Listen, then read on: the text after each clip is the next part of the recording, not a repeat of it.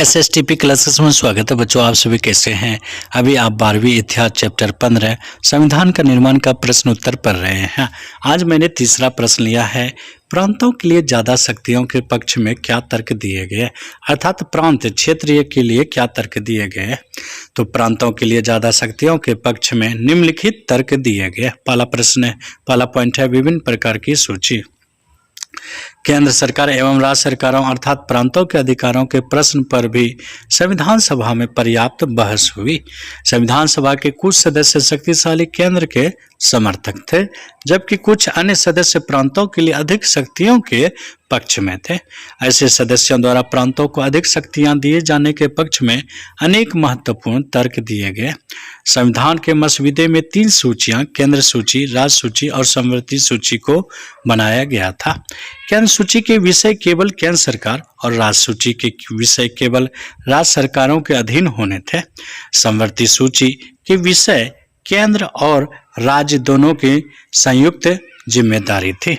उल्लेखनीय है कि केंद्र सूची में बहुत अधिक विषयों को रखा गया था।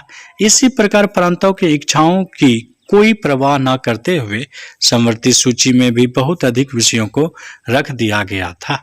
दूसरा पॉइंट है के संथनम का विचार। मद्रास के सदस्य के संथनम ने राज्य के अधिकारों की पुरजोर वकालत की। उन्होंने न केवल प्रांतों अपितु केंद्र को भी शक्तिशाली बनाने के लिए शक्तियों के पुनः वितरण की आवश्यकता पर बल दिया। उनका तर्क था कि आवश्यकता से अधिक जिम्मेदारियां होने पर केंद्र प्रभावशाली रूप से कार्य करने में समर्थ नहीं हो पाएगा। केंद्र के कुछ दायित्वों में कमी करके उन्हें राज्य सरकारों को सौंप देने से अधिक शक्तिशाली केंद्र का निर्माण किया जा सकता था। संतनम ने स्पष्ट शब्दों में कहा कि यह दलील देना कि संपूर्ण शक्तियां केंद्र को सौंप देने से वह शक्तिशाली हो जाएगा केवल एक गलतफहमी है। संतनम का तर्क था कि शक्तियों का विद्यमान वितरण विशेष रूप से राजकोषीय प्रावधान प्रांतों को पंगु बनाने वाला था। इसके अनुसार भू राजस्व के अतिरिक्त अधिकांश कर केंद्र सरकार के अधिकार में थे। इस प्रकार धन के अभाव में राज्यों के विकास परियोजनाओं को कार्यान्वित करना संभव नहीं था।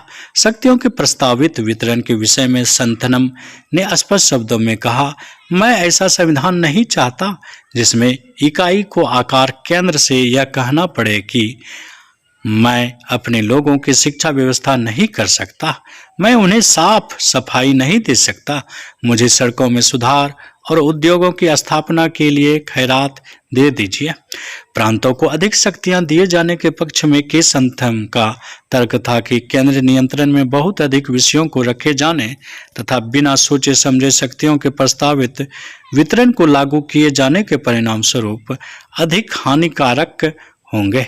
इसके परिणाम स्वरूप कुछ ही वर्षों में सारे प्रांत केंद्र के विरुद्ध विद्रोह पर उतारू हो जाएंगे। प्रांतों के अनेक सदस्य भी चाहते थे कि प्रांतों को अधिक शक्तियां प्रदान की जाए। तीसरा पॉइंट है रामास्वामी का विचार। मैसूर के सर ए रामास्वामी मुदालियार भी प्रांतों को अधिक शक्तियां दिए जाने के पक्ष में थे। उनका विचार था कि संविधान में शक्तियों के अत्यधिक केंद्रीयकरण के परिणाम स्वरूप केंद्र बिखर जाएगा। ऐसे सदस्यों ने समवर्ती सूची एवं केंद्र सूची में कम से कम विषयों को रखे जाने पर बल दिया।